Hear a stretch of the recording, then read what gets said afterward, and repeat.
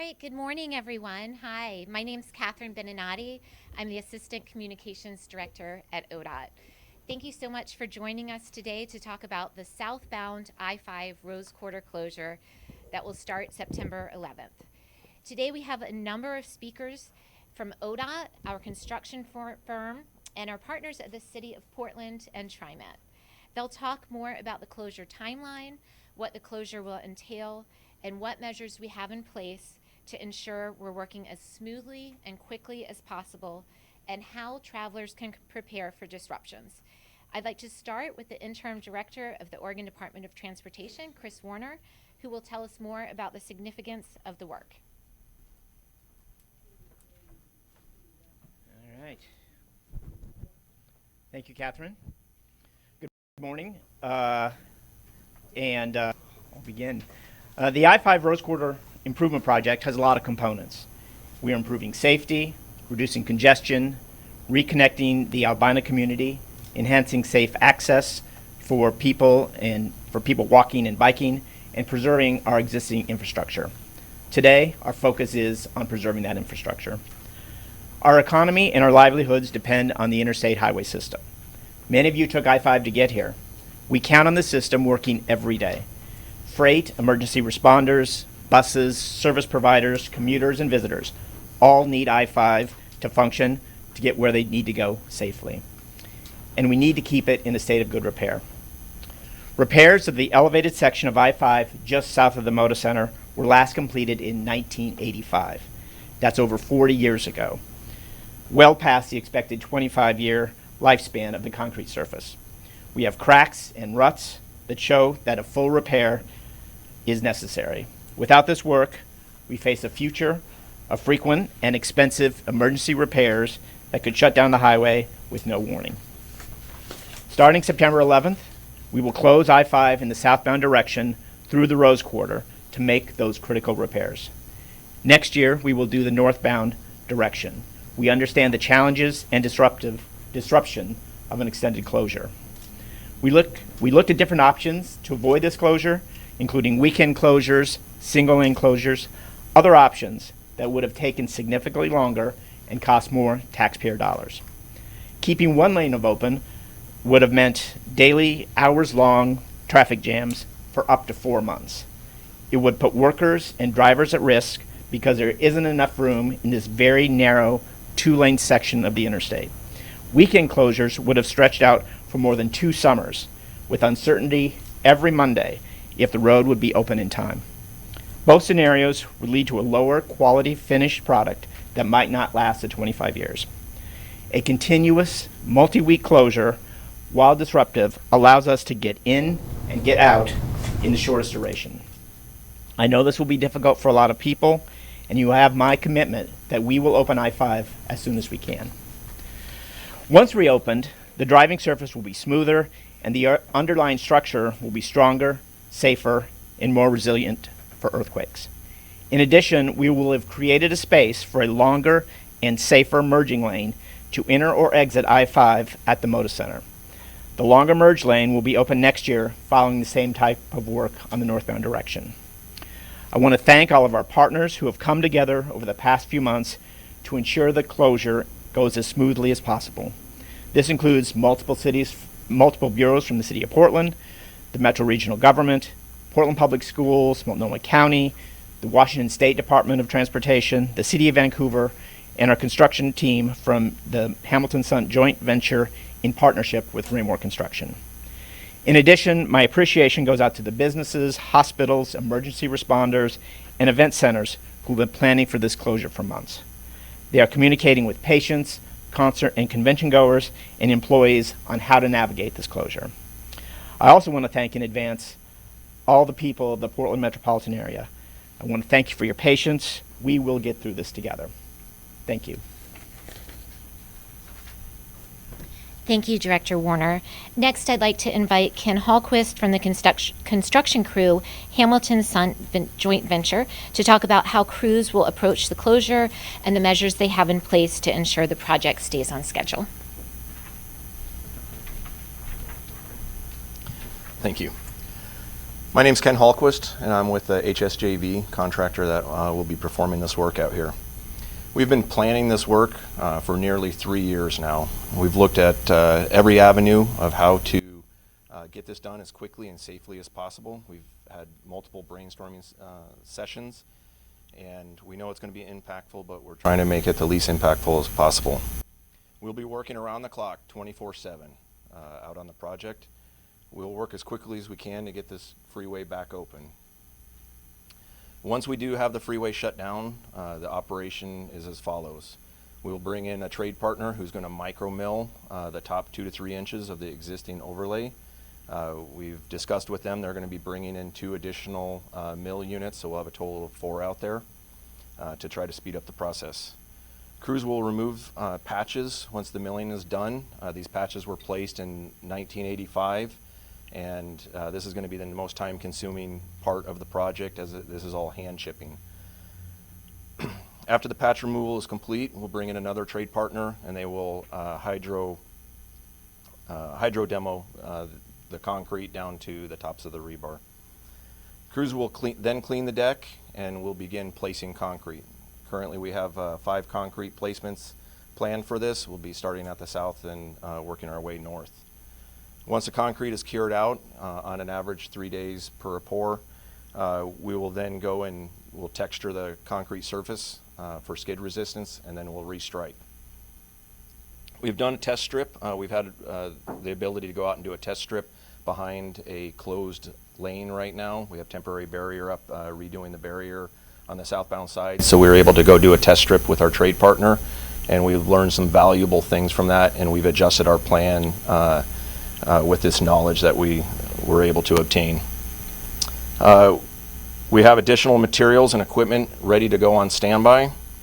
We have an hour-by-hour schedule, very detailed schedule, where everybody should be and what we'll be doing, and we'll be updating this on a daily basis to make sure that we're tracking properly.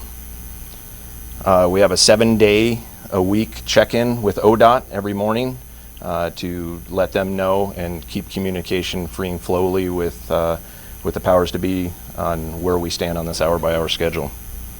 To minimize future lane and ramp closures, we will be having other operations and trade partners out away from the overlay section, so we can maximize the closure, so we can try to minimize impacts in the future. We feel good about our plan, and we are ready to go and execute this. Thank you. Thank you, Ken. Up next is ODOT's Project Delivery Manager, David Kim, who will provide specifics on the closure and discuss resources for travelers.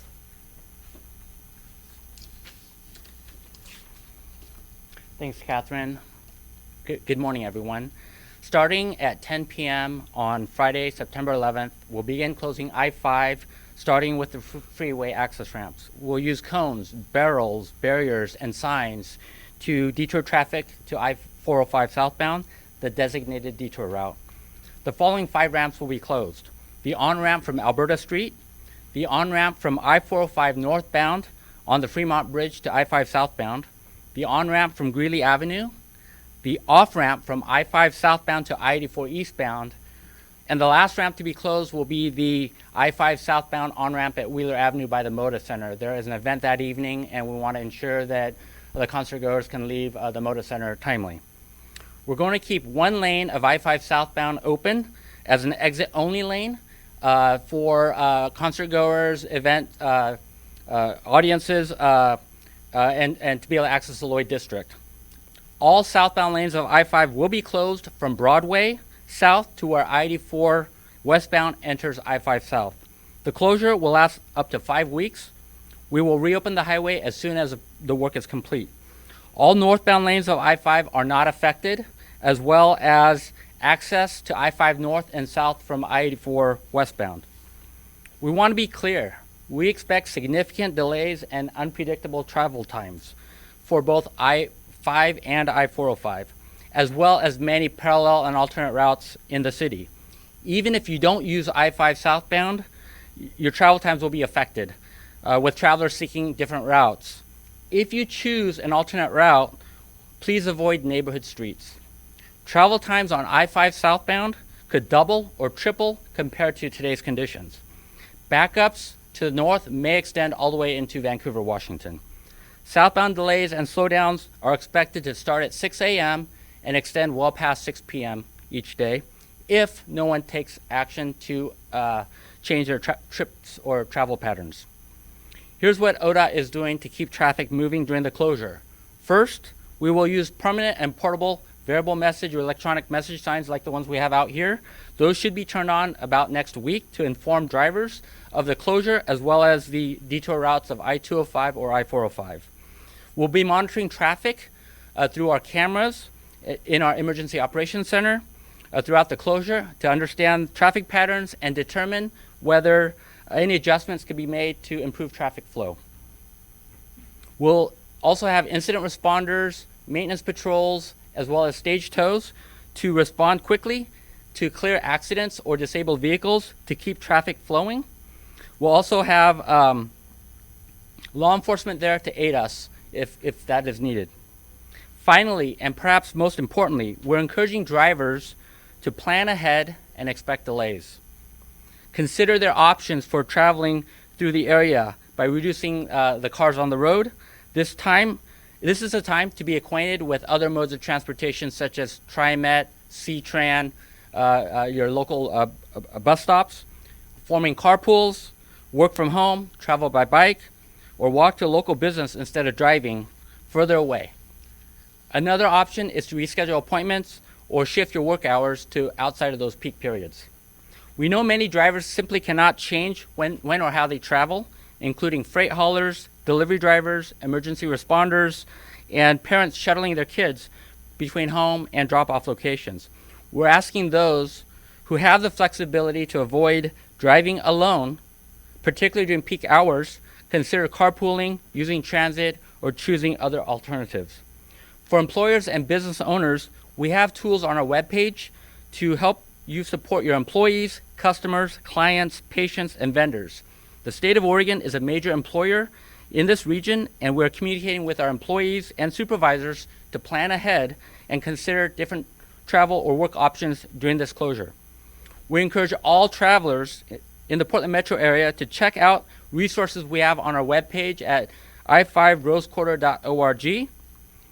Please sign up for updates on that webpage. There's a contact us, and we will provide timely updates on project progress. Before I hand this off, I sincerely want to thank the City of Portland, TriMet, the Moda Center, the Convention Center, and other large employers in the city. Over the past few months, we've had many conversations, and everyone is collaborating and coming together to problem solve. It is going to be a challenge, but I'm extremely encouraged by the support to make these critical road repairs and get us all where we need to go safely. Thank you. Thank you, David. As David mentioned, this would not be possible without the cooperation of our partners. I'd like to invite City of Portland Administrator Raymond Lee up to talk about how the city will work with businesses and address traffic on city streets during closure.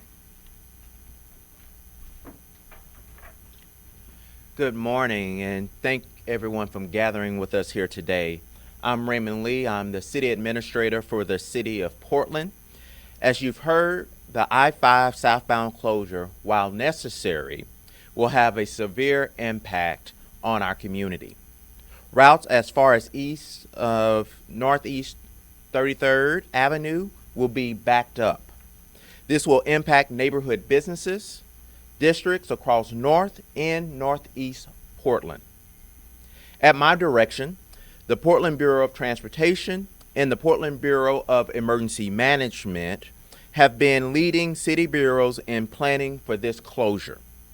I'd like to thank our interim Director Elizabeth Perez and Director Millicent Williams for their leadership in this effort.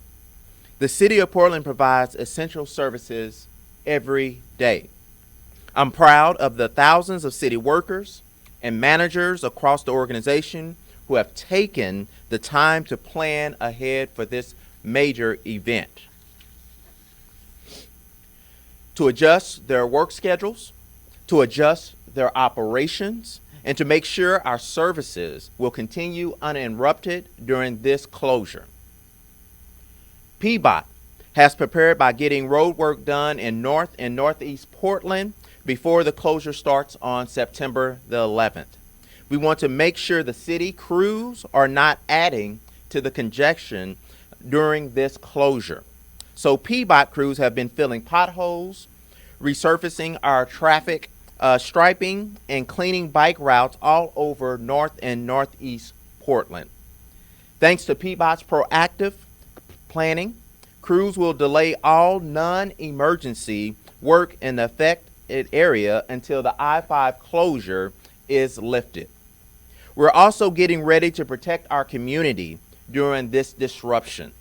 PBOT is adding traffic monitoring cameras to allow us to add green time for traffic signals in real time where it's needed most during this closure.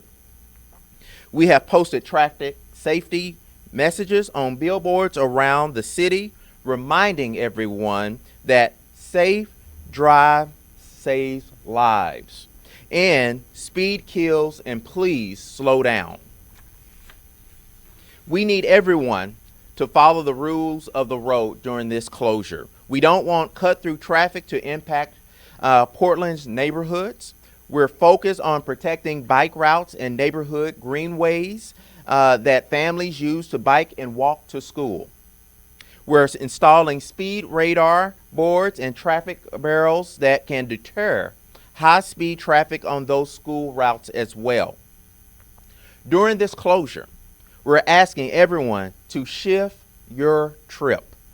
Everyone needs to think about when, where, and how they travel through the city. Avoid driving alone. Explore different modes of transportation like public transit, carpooling, and also biking. Shift your travel time. Work from home if it's able. You can spend time exploring a local business district to avoid peak congestion on the road. PBOT will lead bike bus rides every Wednesday in North and Northeast Portland during the closure. And PBOT is offering discounts on e-bikes and e-scooter rides from the Rose Quarter Transit Center. The first weekend of this closure, PBOT will bring Sunday Parkways back downtown. This provides 2 miles of car-free streets and plazas that will celebrate downtown businesses. Come to Sunday Parkways to try biking and walking. You might find it the best way to shift your trip during this closure. I'm glad to be joined by Rick Graves, one of our Portland Fire and Rescue firefighters. During this rush hour, traffic congestion can block first responders from reaching people in emergency. And that is the number one thing that we're trying to avoid in this situation. If you can shift your trip and travel before or after peak hours, it means less congestion for our first responders and their ability to respond to people in need. It also means less congestion for everyone and the flexibility for people to travel throughout our community. The City of Portland, as an organization, is preparing for this. Let's all work together to reduce the impact of this closure. If we do it right, we can support local businesses and we can learn new ways to get around our city. I just want to thank all our partners, our partnership with the state on this initiative. This is going to be a monumental lift for all of us to be able to do, but I'm truly committed, and I know the city and the state is committed to see this done successfully. And I just thank everyone in your cooperation during this time. Thank you. Thank you, Administrator Lee. Up next, we have TriMet's Executive Director of Transportation, Mary Hill, to talk about transit options. Good morning. First, I want to thank our partners at ODOT, including Director Warner, PBOT Director Millicent Williams, Portland City Administrator Lee, as well as emergency responders, CTRAN, and others. The upcoming closure of southbound Interstate 5 will be a challenge, and it'll take all of us working together to help people get where they need to go. For many, TriMet Max may be the best way to get around during the closure. Starting September 11th, if you normally drive on I-5 through the closure area, or even if you normally use I-205 or I-84, consider MAX for your trip. MAX Yellow Line runs parallel to I-5 from the Expo Center through North Portland and into downtown. We have a large free park and ride at Delta Park where you can connect to Yellow Line trains that will run every 15 minutes or better. C-Tran will run bus service directly to the Delta Park Vanport MAX station, where people will be able to make an easy connection to Yellow Line trains and continue their trips into Portland. We will be running 2-car trains on the Yellow Line, Blue Line, and Red throughout the closure.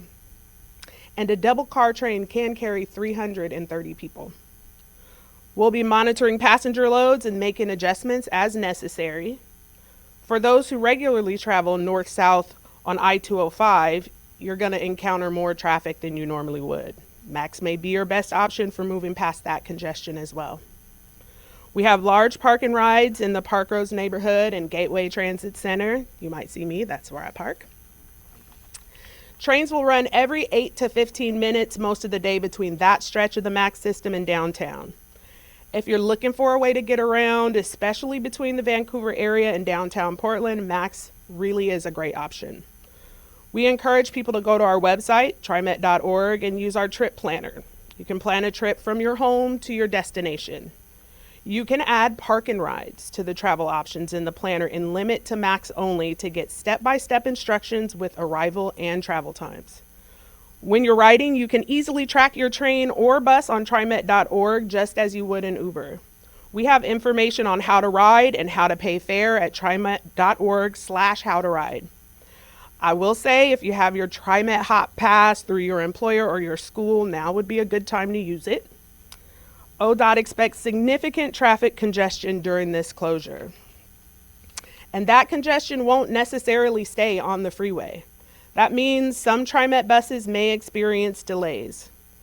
We are working to keep our service moving as reliably as possible, but riders should be prepared for bus trips to take longer than usual.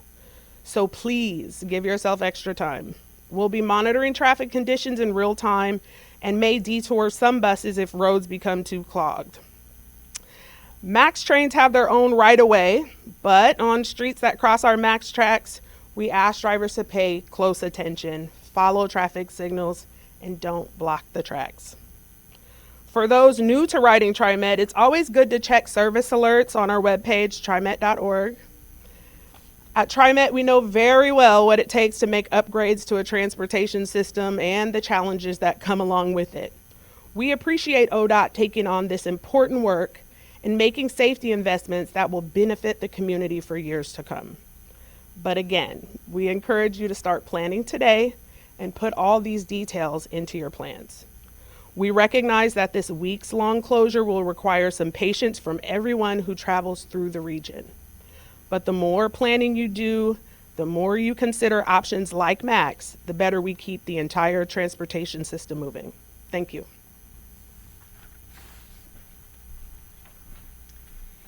Thank you, Director Hill. Finally, we have Portland Fire and Rescue's Rick Graves to talk a little bit about emergency response. Thank you, Catherine. My name is Rick Graves. I'm the Public Information Officer for Portland Fire and Rescue, and I'm here representing the Public Safety Service area for the City of Portland. I'm to share with you our concern from the public safety response agencies as to being able to approach and arrive at emergency scenes. All emergency response vehicles are governed by laws just like all of ours. When we're responding to an emergency, we are permitted to use our lights, we're permitted to use our siren, and we're permitted to drive a certain amount over the speed limit in order to get us to our emergencies. In order to do that successfully, we need all the people on the road to properly pull over to the right. We heard C.A. Lee discuss a bit about shift your trip. There's a way you can remove your vehicle from the road. The City of Portland's PBOT, Portland Bureau of Transportation, has put together a wonderful web page called Shift Your Trip, and it can provide you incredible information as we work through this extra congestion we're going to see on our side roads as a result of the needed construction that is going to occur on the I-5. We heard Ms. Hill talk about, please don't block the tracks. Don't just rest your vehicle.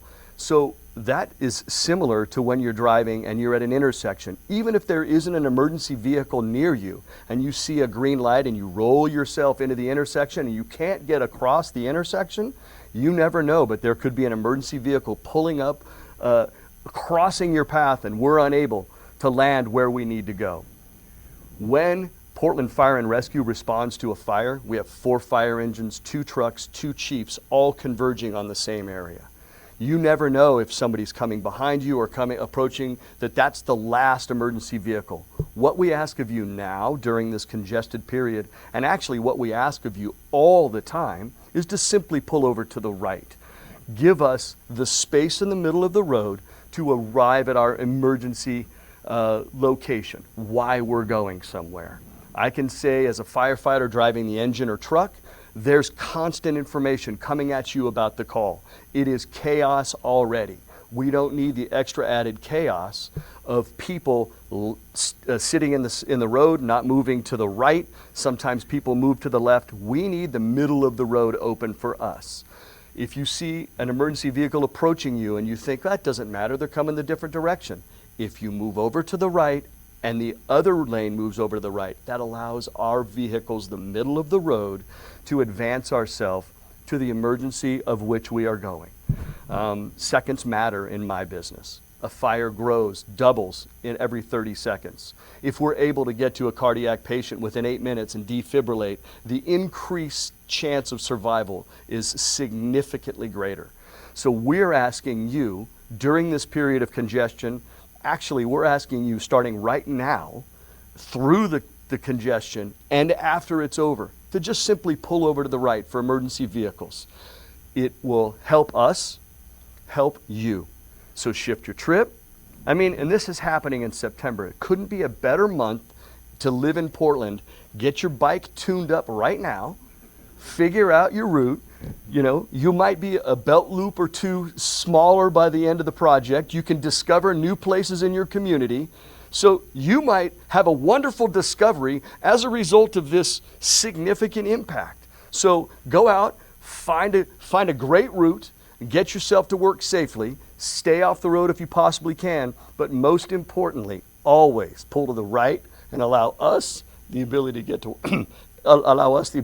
where we need to go when we need to get there. Thank you so much.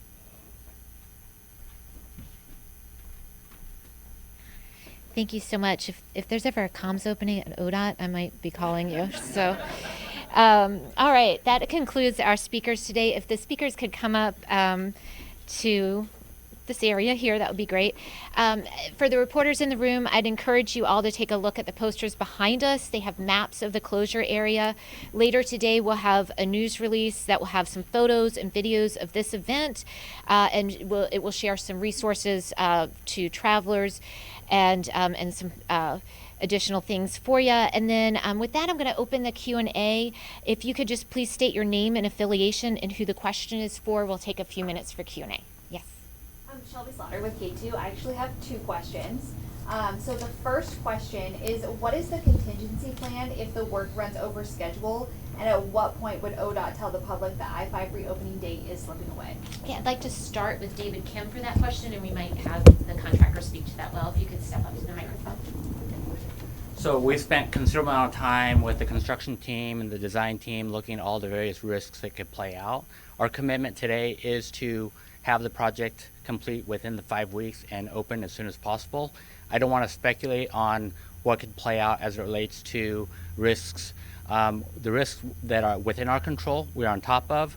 The risks that are outside of our control could be weather. And so when the time comes that we feel that there's some additional contingency plans that need to play out, we'll communicate that through the Joint Information Center. And Ken, did you want to add anything from the contractor standpoint about the resources on site? Yeah, so we're going to have additional resources. We're bringing in more craft individuals. We're going to have mechanics on standby full-time. So if there's any equipment breakdowns, materials will be staged on site. And then we're getting ahead of what we are expecting to encounter out there by going in this test strip that we've already done. We're out there chipping those patches to try to get an idea of time, what it's going to take to get these patches, so we can incorporate all that knowledge into our plan. My second question. And actually, let me see if anybody else has a Oh. question first, and then I'll come back to you. So I Of wanted to see. course. Go ahead. My name's Joey Baca with Point 6. Rick spoke to what drivers can do to limit the impacts on emergency vehicles, but I guess this is for anybody. How concerned are you about emergency vehicles' impacts to get through? You know, even if drivers are heeding, there's the massive closures. Okay, let me start with Rick and see if anyone else wants to join in. Thanks, Joey. Yeah, I mean, we are extremely concerned to the point where, you know, there's discussions of how can we be more flexible in our responses. I'm unable to speak for what police might do in this case, but if it's determined that we're seeing an extended delay to arrive at a particular area as a result of the closures, we may end up staging a rig in a location within that zone. We're very fortunate that we have 31 strategically placed firehouses throughout the city that allow us to have a better chance at arriving on scene first or quickly in front of the ambulance, or at times in front of police when we're co-responding to an incident.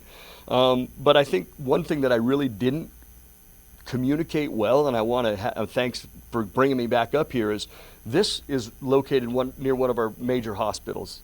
When you have an ambulance behind you in this congestion that has its lights and sirens on in the proximity of this hospital, 9 out of 10 times they're trying to get a patient quickly because it's an emergent situation. I will also say 9 out of 10 times, once we triage a patient in the field and put them in the ambulance, they don't drive code 3 or lights and sirens to the hospital. So if you are in this zone, stuck in traffic, and you see an ambulance approaching with their lights and sirens on, there's going to be a critical patient in the back of that ambulance with a paramedic, with a firefighter also working to work through what it needs to occur prior to in the pre-hospital care setting. So, I mean, again, I'm going to encourage you at all times from the public safety view, please pull over to the right, don't block streets, don't block entries into anything. Give us a space to help you. So we're concerned, we're flexible, we're doing everything we possibly can to plan for this and then to address it as it's going through, and we will modify what we need to do in order to safely address anybody's emergency through this period of time. We're ready.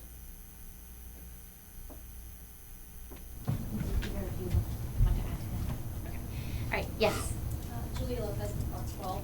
What has the city done to communicate with business owners about the closure and warn them of the impacts? We've actually done a tremendous amount of work to try to get in contact with business owners. We're using the same type of protocols that we use for any type of major street closure we would have, with knocking on actual doors and actually talking to business owners. We're actually using our civic life and engagement as well to get in contact with neighborhood associations to make them aware of this closure and the impact that it may potentially have on themselves and their livelihood.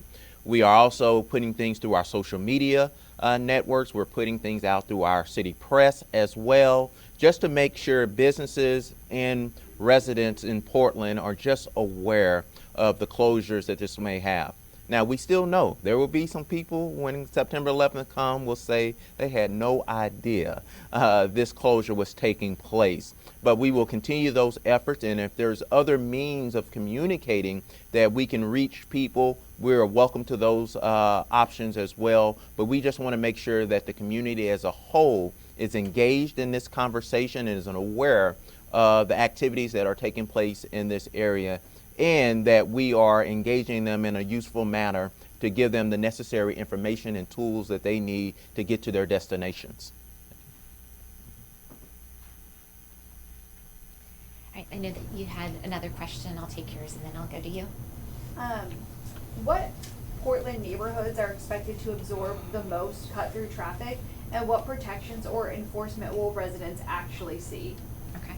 I think that's kind of a two-parter. I'll start with David, and then maybe you can come back up and talk about enforcement. So we are encouraging drivers and freight to use I-5 and I-405 as the primary routes. We know a lot of drivers may use Google Maps or other mapping platforms. We expect a lot of the parallel north-south routes to be congested as drivers find alternate means to get to their destinations. Again, we're encouraging drivers to avoid neighborhood streets and stay on the main arterials. What we will do is coordinate with PBOT as it relates to signal timing. We have access to cameras, and we're going to try to provide as much green time as possible to keep traffic moving safely.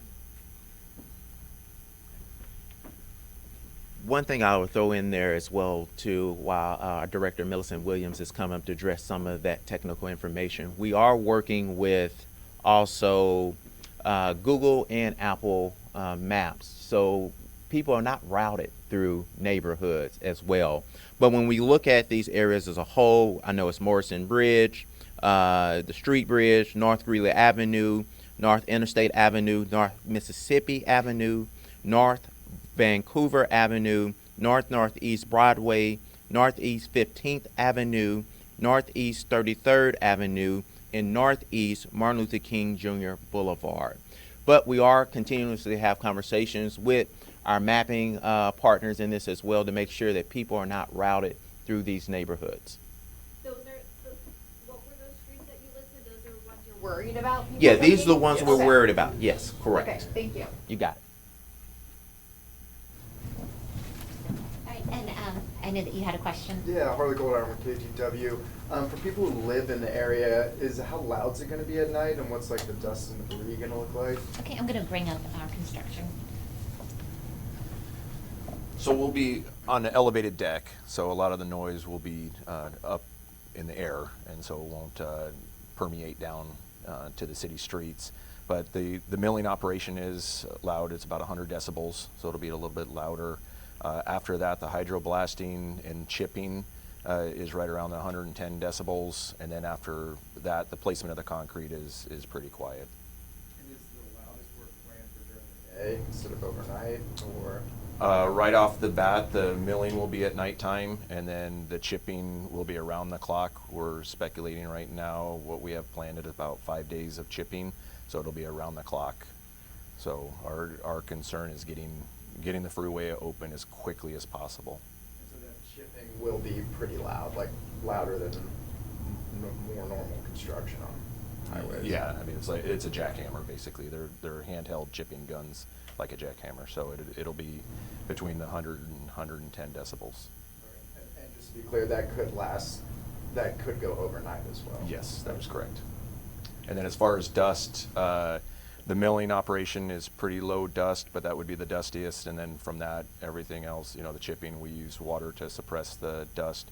And then the hydroblasting is water, so there's not dust. We get more water than dust out of that. And then the concrete placement is zero dust. And is there any worry when you guys are doing this of it, like gravel or anything hitting cars in the northbound lane? No. Well, I mean, there is the concern there, but we are putting up a 8-foot screen between the southbound and the northbound lanes. It'll be on temporary fence panels, and it'll be used as not only a barrier to prevent any materials from going in northbound, but it'll also be used as a gawk screen to try to limit people slowing down and looking into the work zone and getting into more accidents. So. Let me see real quick. Are there other questions from reporters, Christian? Yeah, so somebody mentioned street closures on Sundays. That didn't sound like a good idea if you're going to close streets. Oh, I believe that was the city of Portland. Yes, I think that's downtown. Yeah. Yes. It's Sunday downtown for Parkway. Sunday Parkway. Sunday downtown. Parkway. We got it.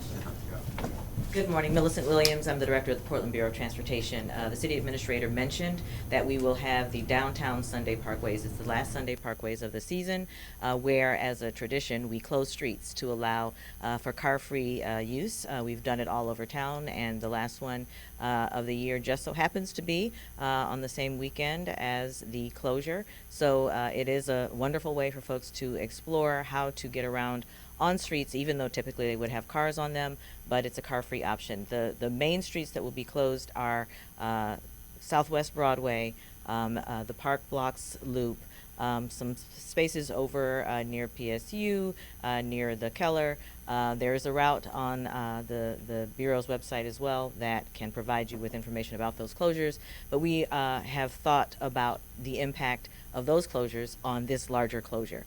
So in addition to Sunday Parkways happening, there's also the PDX staycation. So maybe folks will leave the Weezer concert and go to a local hotel and then visit a restaurant and never actually have to experience the impacts of the closure on their travel. So a number of things are happening across the city to ensure that we are connecting community to resources and options that would help to keep them off of roads and allow for the teams of responders and operators to actually do their work most effectively. I did want to address the streets that we talked about of most significance. Part of why we want for people to stay on those roads is because that's where we have the most control over the signals.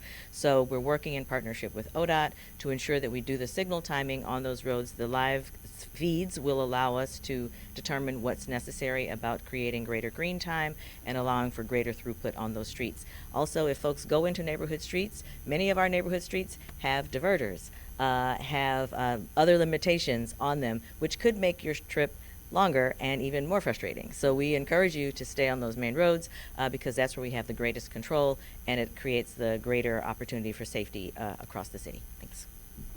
Thank you. All right, I'll start with you and then get back to you. You all had mentioned that this continuous closure was the most cost-effective option. Could someone speak to first how much this is going to cost and then compare that to what a weekend or single lane closure would look like cost-wise? David, if you can come back up to the microphone. So for this closure itself, the cost of the overall contract versus the closure is about $12.5 million. And if we're looking at other closures, such as a single lane closure with extended time period or the weekend closures, we're talking anywhere from $4 to $9 million of additional cost because of having to set up traffic control and the inefficiencies. It takes several hours to get the traffic control set up, and that's lost production time. 49 on top of 12. So it's no, $4 to $9 million more. No. So 12.5 is the cost of the work that's underway for the closure, and then $4 to $9 million more with other means of closing the freeway. Okay, then you had another question. Yes, thank you. I'm going to bring Rick back up. I'm wondering if you've done any projections as to how much time exactly might be added to response times. The one thing about our job is it's totally unpredictable, right? That's the 100% predictable part of public safety and emergency response. It's unpredictable. So we know during high periods of congestion, our time is delayed upon arrival. But in all honesty, Julia, if people just pulled over to the right during this period of congestion or pre-period or post-period, our arrival times would not be affected. So this is a wonderful opportunity for us in the public safety service area to really just hit home, just help us out, help us help you. We're not looking for calls. It's not like a sport. You know, they call 911, we go. And depending upon the significance that we hear in our headset or that's being communicated by dispatch to us, we'll indicate kind of the expediency or effort we'll use. I'll say that our engines weigh about 38,000 pounds and our trucks weigh 80,000 pounds. I will say the vehicle that I have is exactly what the police drive.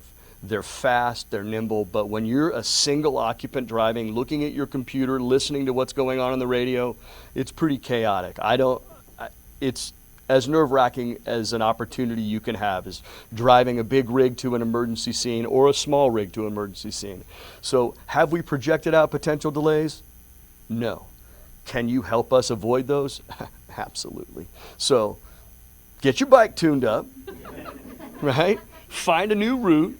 Don't cut through the neighborhoods. Help us help you. We're all in this together. It's going to be an uncomfortable, potentially 5-week period. We're betting on you to get it done earlier. But let's just all work together. In this situation, we'll have a safer freeway in the long run. You're gonna discover new parts of your town that you had no idea that were going on. You know, like Millicent said, go down to Sunday Parkways on the 13th and see what it's like to navigate your bike around downtown without the hustle and bustle of other cars. Then, when you're doing it the following week because you have to work, you're seasoned veteran, right?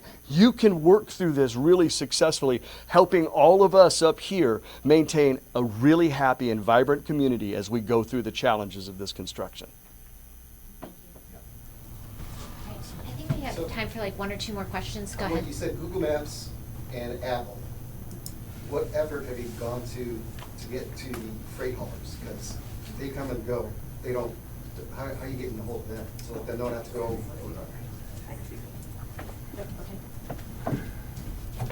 Thanks for that question. The freight committees around the region have been getting the information, and they are sharing that nationwide for haulers nationwide to understand that this is happening, what the potential impacts will be, and what their alternatives are. So as the table has been set and partners have been brought in, the freight community is one that has been a critical voice in helping to shape the way that the state and the city are responding to ensure that free movement is available for those who are hauling the things that we all need in our communities. I'll just add that we've partnered with the Oregon Trucking Association. We've reached out to the Portland Freight Advisory Committee. We've reached out to Jubitz and other large freight locations, encouraging those to use alternate routes such as I-205 if they're going through the Portland area, or even if they're stopping to get fuel at Jubitz in North Portland, to take Columbia and use 205 as the alternate route. They might get to their locations quicker. I'd like to take one more question before we open it up to individual interviews. Was there, I think there was some, Julia, let me see. Let me give Christian, because he's only had one. It better be a good one. It better be a good one. September, was that chosen, and was it chosen because this is a low traffic time, or it's just like, hey, we're going to do this stuff, we're going to do it now? Okay. There's been a lot of pre-work to date. So, example, on July 11th, we had a closure of I-5 in both directions to install a bridge beam. So that bridge beam is part of the work that's going to take place as it relates to widening the highway in the what we call the Gore area of the freeway. So there's been a lot of preparatory work to get to this point. The closure next year will be in July, because all the work's already been done. And so it's really just construction scheduling and sequencing that's led to this date. There are a lot of challenges and events that take place within the Portland metropolitan area, so finding the right window to be able to get the work done to be least disruptive to events or other celebrations in the city. I got a 5 drop second. All right, so we know a lot of you still might have individual questions and want some individual opportunities to speak to folks. So Rose and David are in the back, if you could raise your hands. So either reach out to one of the presenters. Rick does have to leave. He has an emergency to get to. But either find one of the public information officers or go up to one of the speakers here. Will be available for about 20 minutes or so to do some individual interviews. And thank you so much for coming today, and thank you for your partnership in getting the word out.